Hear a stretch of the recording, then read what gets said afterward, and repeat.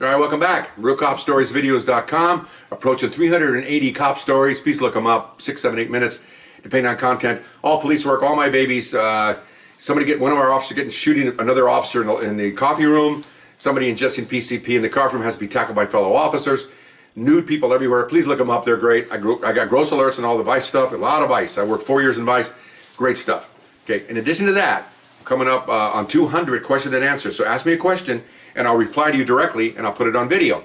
So you want to ask me a question, email me at rsbcopstories@gmail.com. Okay, for those of you who can't read, I said this for you guys, okay?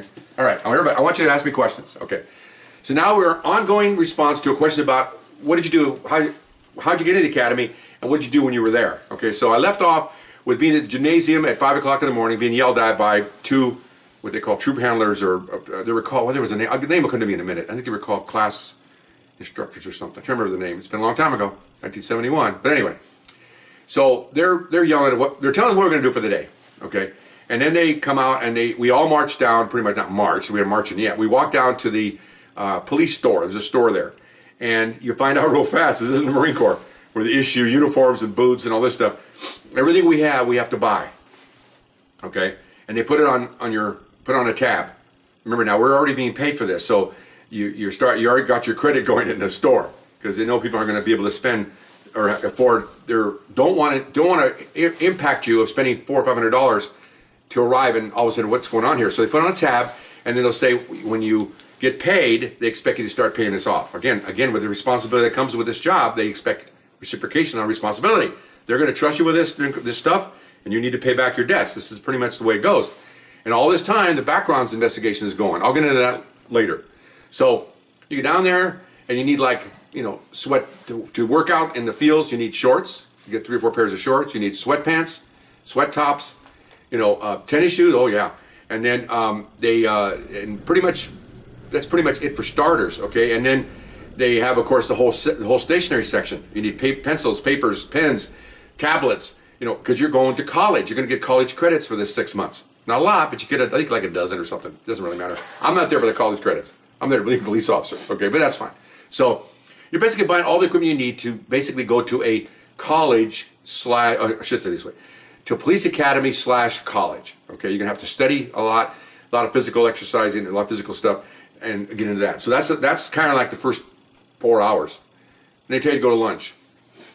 They said after lunch, they give you lockers, and after lunch you're gonna change into the sweat gear, and we're gonna go out and do some physical training. Okay, well I was skinny when I came back to Vietnam. My mom almost cried, and she filled me up with chorizo and tamales and burritos and all that stuff. She thought I was going to die, And so I started to get a little paunchy when I came back from Nam, and that didn't help me much. But I knew I was not as paunchy as some of the guys I'm looking at. I thought, uh-oh, this isn't going to go very well for these guys. I'm ready to go. In fact, a couple weeks before I went in there, I was running already. Sit-ups, limited sit-ups. Just wanted to didn't want to start, dead, doing nothing. Okay. So then they tell us when you go to breakfast. Again, our academy is full function. Has a at 5 in the morning they open up a cafe. Goes till 2:30 because guys get off work. Guys go to day shift. Guys come off the morning shift. Again, 24-hour academy. They even have a club upstairs. Payday nights, which is every other Wednesday, every other Wednesday. They have a DJ. They have dancing. Because it's a full facility. Everything's going on in here. A bar, everything. Okay. They have weddings up there. They have retirements up there. It's a big thing. It's a big academy with lots of things going on here. Okay, so anyway, we're gonna go eat, and they tell us, okay, when we're done eating, we'll form back down here, get in line, and we'll form squads, and okay, fine, they get down there. But first 4 hours was getting your equipment in your locker. So, and they said, when you eat healthy. We're gonna do some running. Don't want it to come up. Okay, word to the wise. Okay, now remember, now we're eating like at 8:30 in the morning. Okay. So, anyway, so I went in there. I think I had a breakfast like bacon and eggs, what I'm used to eating anyway. And some guys were having big old hamburgers with fries and whatever. The menus are there all the time because people come at different times of the day, and you just can't have breakfast, lunch, and dinner. They don't have dinner there, but they have a full menu all the time. Okay, so anyway, so we ate, gave us an hour, back to the locker room, suit up. Now we're starting to meet each other. Army, and now the military. Jargon, military, banter, it starts to go away because now you're all in a common place. You're all ex-military. You're all been there except for one guy, and you're all there for one goal, and that's to graduate. And so you start getting, I met friends with a couple of guys, and you start starting to, to get really cohesive, because now you're all the same. You're all law-abiding, we're all ex-military, we're all there for a reason, we're all going to be cops.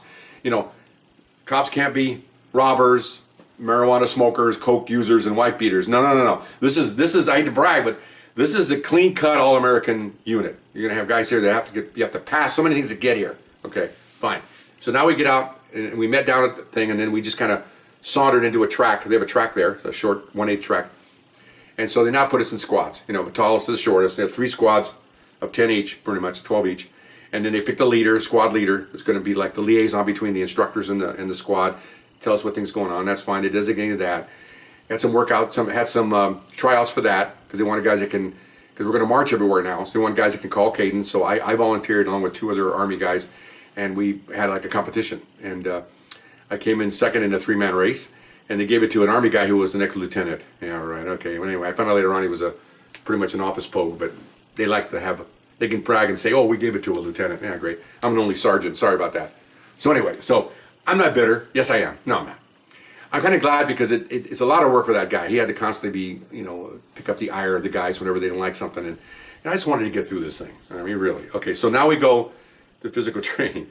And before it started, we had running drills, and the last 2 guys that were the slowest guys got the job of stamping the ink names on the back of everybody's sweatshirts. Okay, so you find out real fast, there's a pecking order of things that have to do here, and so everybody helped them, but it was pretty much spending about an hour with ink pads and people's names, and you have their name on the back on all your sweatshirts, because the drill instructors wanted to, when they're walking around as you're on the field working out, they're not going to say hey you or hey stupid. They want the name, and obviously reasons they want to be yelled at the right guy. So we did that for a while. Then we get out in the field. Like I said, there's a short oval track with grass in the middle, and that's where the recruits start our training. And people walk by all the time into the cafe. Policemen driving by to go to shoot at the ranges. They drive by all the time, and that it's fenced off, but you can walk in there. But and it's obvious that who's ever out there is or are recruits, us. Okay, and so I'll be standing there waiting to do the next thing. I look over to see people standing watching. The officers in uniform, they're watching because they're seeing who's coming, who's here, future, and also probably smiling and joking that we're doing this, and probably reminiscing back when they had to go down there and do it. And so we worked out for about an hour, a little over an hour and a half. And a little bit slow at first, push-ups, sit-ups, the normal stuff, running around the track a few times and all that. Yeah. I won't mention this guy's name. He had a letter, and it started with a G, but he was one of the guys in the cafe that was eating a hamburger and fries and a shake at 8 o'clock in the morning. And so we're running around this track, and about the 3rd time around, remember, it's only a 1/8 track. It's not that a big, long, 440 Olympic track. It's a 4th size. Anyway, all of a sudden he's over there in the planter, depositing his range burger, they called it in those days, into the flower pot, into the flower pan. Of course, they're yelling out, "Hey, G, love that burger twice!" Ah, they could care less. Okay, so okay, fine. So we all laughed about that, and I'm thinking, man, I'm glad my food's settling pretty good. I'm okay. A couple slices of bacon and egg, I'm okay. I didn't have okay, anyway. So we work out. Then we go into the class. The lunch was at 8 o'clock in the morning.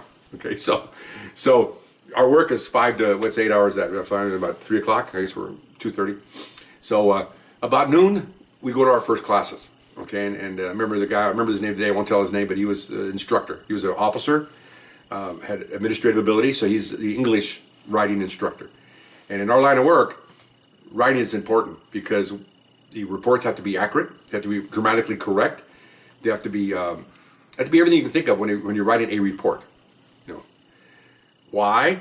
Because when you write that report, even though most of us were high school graduates, we're not all professional writers. You write that report, and your sergeant's going to see it, your lieutenant's going to see it. When you go to court, the district attorney's going to see it, the city attorney's going to see it. When you have a jury trial, the jurors are going to see it, the defense is going to see it.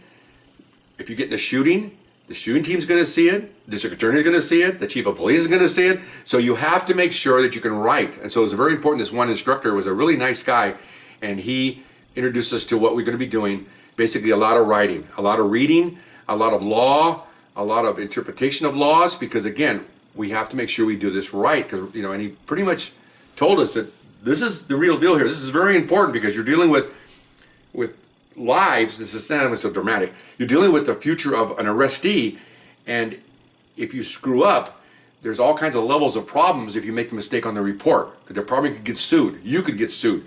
He could get out. You don't want to have in our eyes, a person that you think is guilty get off because you wrote a report, you dropped a word here and there, you dropped a verb or whatever. You want to make sure you write it so that all the fault of letting him go, which ultimately it is anyway, is with the judge and the juries, which I don't like a lot of the decisions, but that's the way the system is set up. The officer just write the report and submit it, and now we're done with it. Okay, it's district attorney, city attorney, juries, judges. They're the ones that let these people loose. Juries too.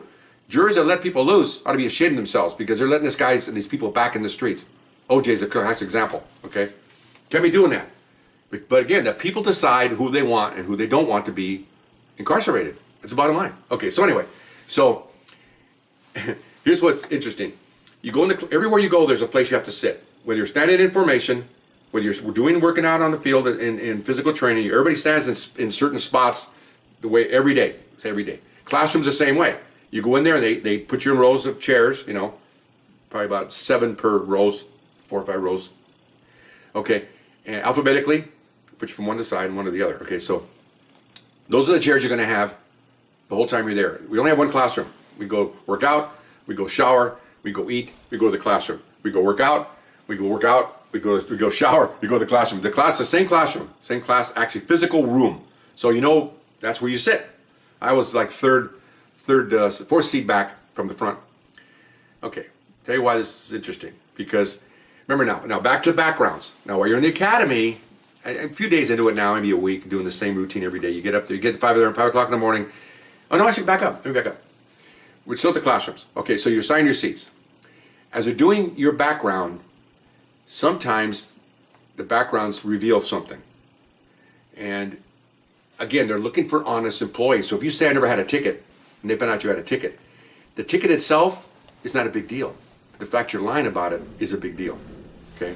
They don't want liars. They want honest, because you have to go in court, testify. You have to raise your right hand and testify what you saw. You can't be having guys that might, no, there's no, okay? So I'm trying to, there's so many things happening here. I'll tell you what this particular one. So about a week into the academy, it's 12 weeks long. I'm sorry, not 12. It's 6 months long, really only 5 months long. Because 1 month you're out in the field. I'll get to that later. For about first weekend, you hear a knock on the door while the teacher's instructing. We're doing reports and stuff and different things, evidence and rules of law and everything else. The door knocks and he says, come on in. And another policeman comes in and he goes, I'll give a name. He goes, Smith. And Smith turns around. He goes, come with me and bring your hat. We had hats. Bring your hat and books. Now, at first, we didn't know what that meant. Okay? He gets up. He's gone. The instructor looks up and goes, gives Nazi as his fellow officer. They close the door. He goes, okay, the guy behind Smith, move up 1 seat. He moves up 1 seat. And the instructor says, he's not coming back. Okay. So at the end of every class, or we usually have 2-hour blocks there, we'd have class, we know how to break and stuff. One of the instructors had any good questions, and one guy finally said, I was sitting there going, whoa, he raised his hand. Well, what happened with Smith? He goes, when they come in to say that, 99.9% of the time, you're not coming back. They found something in your background, and you're gone. They will not go to that lengths to send you back into this classroom. So they told us that whenever they do that, a lot of things going behind the scenes here, that you're done. He never came back. Weird. Okay, that's weird. Okay, so now back to the. I'm running out of time here again. I'm long-winded. I'm so sorry. It's a lot of stuff to cover, and I hope you're enjoying it. It's very interesting to public. I still like talking about it. So we'll see you next time. Bye bye.